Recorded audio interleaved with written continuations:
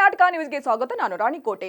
ಸರ್ಕಾರಿ ಶಾಲೆಯಲ್ಲಿ ಶಿಕ್ಷಕರ ಕೊರತೆ ಇರುವುದರಿಂದ ವಿದ್ಯಾರ್ಥಿಗಳು ಪೋಷಕರಿಂದ ಪ್ರತಿಭಟನೆ. ಸರ್ಕಾರಿ ಶಾಲೆಯಲ್ಲಿ ಶಿಕ್ಷಕರ ಕೊರತೆಯಿಂದ ಮಕ್ಕಳ ಪಾಠ ಪ್ರವಚನಕ್ಕೆ ತೊಂದರೆ ಆಗುತ್ತಿದ್ದು, ಇದರಿಂದ ಬೇಸತ್ತ ಪೋಷಕರು ವಿದ್ಯಾರ್ಥಿಗಳು ಪ್ರತಿಭಟನೆ ನಡೆಸಿದರು.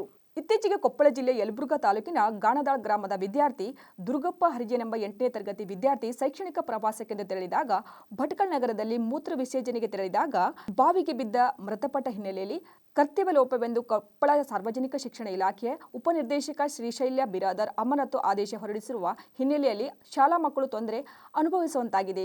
ಗ್ರಾಮದಲ್ಲಿ 1 ರಿಂದ 8ನೇ ತರಗತಿವರೆಗೂ ಇರುವ ಸರ್ಕಾರಿ ಶಾಲೆಯಲ್ಲಿ 728ಕ್ಕೂ ಹೆಚ್ಚು ವಿದ್ಯಾರ್ಥಿಗಳು ಇದ್ದು, ಆದರೆ ಇಡೀ ಶಾಲೆಗೆ 4 ಜನ ಶಿಕ್ಷಕರನ್ನು ತಾತ್ಕಾಲಿಕವಾಗಿ ನೇಮಕ ಮಾಡಲಾಗಿದೆ.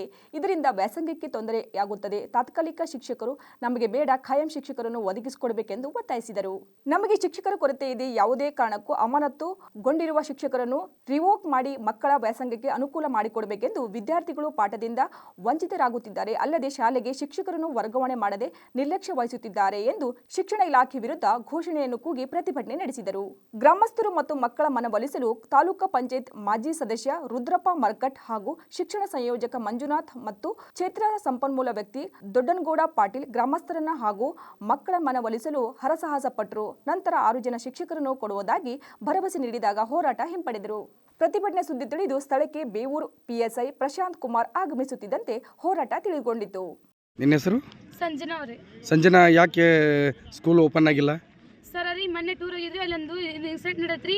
ಹಾಗಾಗಿ ನಮ್ಮ ಸರ್ಸ್ ಸಸ್ಪೆಂಡ್ ಮಾಡಿ ಇಟ್ಟಾರಿ. ಸರ್ಸ್ ಎಲ್ಲ ರೀ ಊರನ್ ಮಂದ್ರಿ ನಮ್ಗೆ ಶಾಲೆ ಓಪನ್ ಆಗಿಲ್ರಿ ಇನ್ನೂ ರೀ. ಹಾಗಾಗಿ ಸರ್ಸ್ ಬರ್ಬೇಕ್ರಿ, ನಮ್ಮ ಶಾಲೆ ಓಪನ್ ಆಗ್ಬೇಕ್ರಿ. ಅಲ್ಲಿ ತನಕ ನಾವು ಬಿಡಲ್ರಿ ಸರ. ಈಗ ಅಮಾನತಾದ ಶಿಕ್ಷಕರನ್ನ ವಾಪಸ್ ಕೊಡಲ್ಲಮ್ಮ, ಬೇರೆ ಶಿಕ್ಷಕರು ಬಂದ್ರೆ ನಡೆಯಲ್ಲ? ಇಲ್ರಿ ಸರ್, ನಮ್ಮ ಸರ್ ಏನಾಗಿಲ್ರಿ ಸರ್.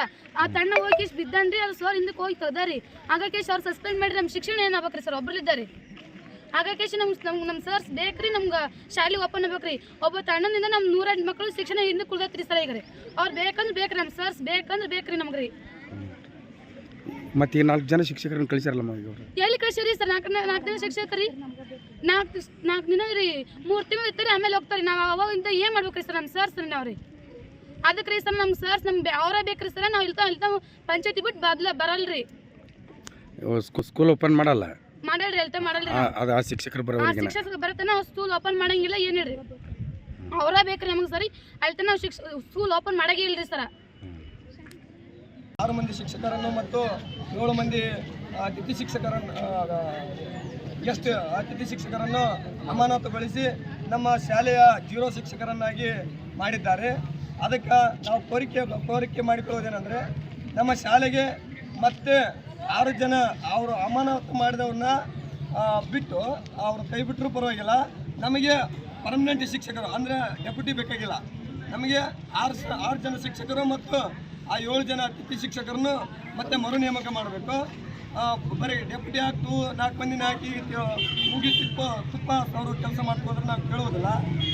ಇಲ್ಲ ಇವ್ರನ್ನ ಆ ರೀತಿ ನಾವು ಹೇಳಿದಂತೆ ಸರ್ಕಾರ ಮಾಡೋಕ್ಕೆ ಆಗಲಿಲ್ಲಪ್ಪ ಅಂದರೆ ಮತ್ತೆ ಅವ್ರನ್ನ ಈಗ ಅಮಾನತುಗೊಳಿಸಿದಂಥ ಶಿಕ್ಷಕರನ್ನು ರಿವೋಕ್ ಮಾಡಿ ಮತ್ತೆ ಶಿಕ್ಷಕರನ್ನು ಅದೇ ಶಿಕ್ಷಕರನ್ನು ಸಸ್ಪೆಂಡ್ ಆದಂಥ ಶಿಕ್ಷಕರನ್ನೇ ಮುಂದುವರಿಸಬೇಕಂತ ಎಲ್ಲ ಗ್ರಾಮಸ್ಥರ ಪರವಾಗಿ ನಾವು ಆ ಶಿಕ್ಷಣ ಇಲಾಖೆಗೆ ಕೈ ಮುಗಿದು ಬೇಡಿಕೊಳ್ಳುತ್ತೇವೆ.